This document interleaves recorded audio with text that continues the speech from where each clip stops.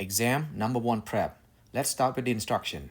The exam will be administered through Canvas under the quiz section.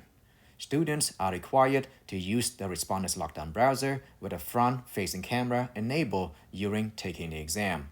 Chromebook OS is not recommended for this setup. You do not need to bring a calculator. Lockdown browser has one built in. The exam permits the use of open notes and a physical textbook. However, the use of e-book is not allowed. Headphones of any kind, including AirPods, are not allowed during the exam. The exam consists of 50 questions with a total possible score of 100 points. You will have 2 hours to complete the exam. Students will be allowed 2 attempts to select the one correct answer. The exam will open on Friday, July 25th at 12 p.m. PST and must be completed by Saturday, July 26th at 12 p.m. PST. We begin by reviewing Chapter 1. This chapter focuses on the scope of economics. Economics centers on the optimal use of scarce resources and the evaluation of trade-offs. Economists study how individuals and societies make decisions. They also examine interactions in markets and analyze broader economic forces and trends. We reviewed the 10 principles of economics. One key principle is opportunity cost, the value of the next best alternative foregone when making a decision. It includes both explicit and implicit costs. The topic of trade was discussed, highlighting the concepts of comparative advantage and the determination of trade prices. Market economies operate based on the price system and individuals acting in their self-interest. Government intervention becomes necessary when there is market power, externalities, or other forms of market failure in order to improve overall societal outcomes. A nation's standards of living is closely linked to the productivity of its workforce, measured by output per unit of labor. The short-run trade-off between inflation and employment was explored, demonstrating how an increase in the money supply can boost overall demand, raise prices, and temporarily reduce unemployment. In Chapter 2, we examine a simplified model of a market economy consisting of households and firms.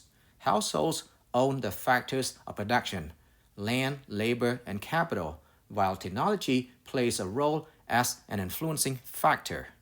Firms use these resources to produce goods and services. The Production Possibilities Frontier (PPF) represents the trade-offs in production given limited resources and current technology. Points on the PPF are efficient. Points inside or to the left are inefficient but feasible. Points outside or to the right are infeasible with current resources. Technological advancements can cause the PPF to shift outward, indicating increased productive capacity. The field of economics is divided into 2 main branches: microeconomics, which study individual households and firms, and macroeconomics, which examines the economy as a whole. We also differentiated between positive statements, which are objective and data-driven, and normative statements, which are subjective and based on ethics, beliefs, and ideas. Chapter 3 focuses on the benefits and principles of trade. The central assumption is that while individuals or nations are interdependent through trade, they have the option to remain self-sufficient. Absolute advantage refers to the ability to produce a good using fewer inputs or generating more output compared to another producer. Comparative advantage refers to the ability to produce a good at a lower opportunity cost than another producer. Trade is mutually beneficial when it is based on a comparative advantage. For trade to be advantageous, the price of trade must fall between the opportunity cost of the 2 trading partners. Chapter 4 begins with an overview of market structures. In perfectly comparative markets, there are many buyers and sellers, and all are price takers. In contrast, monopolies consist of a single seller who acts as a price setter. Demand is defined as the willingness and ability to purchase goods and services. It is important to distinguish between demand and quantity demanded. Price changes affect quantity demanded, while other factors, such as income preferences, affect overall demand. Supply refers to the willingness and ability to sell goods or services. Similarly, supply and quantity supplied are distinct concepts. Price affects quantity supplied, whereas other factors such as input costs, technology, influence overall supply.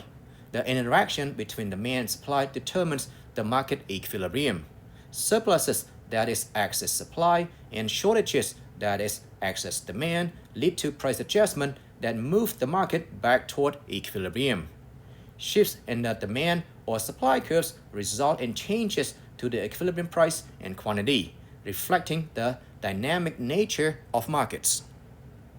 We will now address the sample practice questions. Question number 1.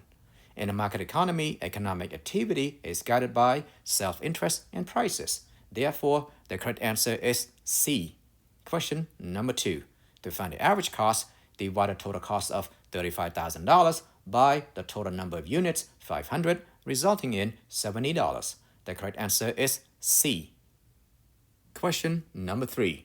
To find the marginal cost, divide the change in total cost, $35,000 and $50 minus $35,000 by the change in units, 501 minus 500, resulting in $50.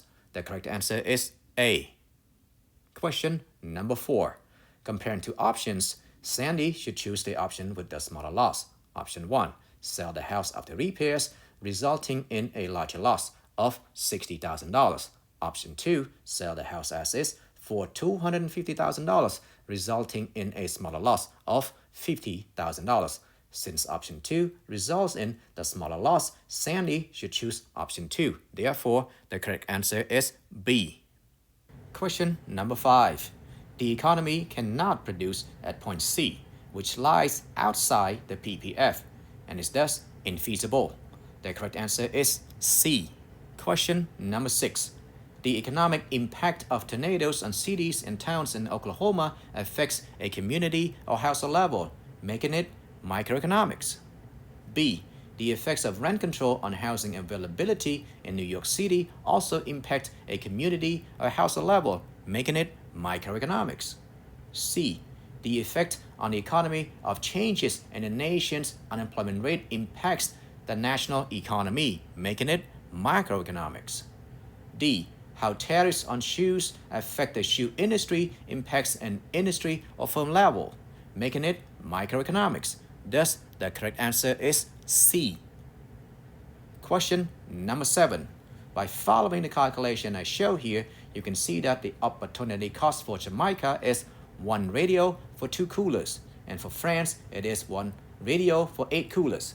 The price of trade must lie between these 2 opportunity costs. The correct answer is A. 1 radio for 4 coolers. Question number 8. With the calculation I show here, you can see that the opportunity cost for Alice is 1 laminate for half pizza, and for Betty, it is 1 laminate for 2/3 pizza. Therefore, Alice should produce laminate and Betty should produce pizzas. The correct answer is C. Question number 9. The total quantity demanded at a price of $1 is the sum of quantities demanded by these 4 individuals. That is 14 plus 10 plus 2 plus 5, resulting in 31. The correct answer is A. Question number 10. Suppose red roses are currently priced at $35 per dozen, whereas the equivalent price is $15 per dozen. Given that the current selling price exceeds the equivalent price, a surplus of red roses is expected to occur in the market. To address and eliminate the surplus, a reduction in the price is necessary, facilitated by the price mechanism. The correct answer is D.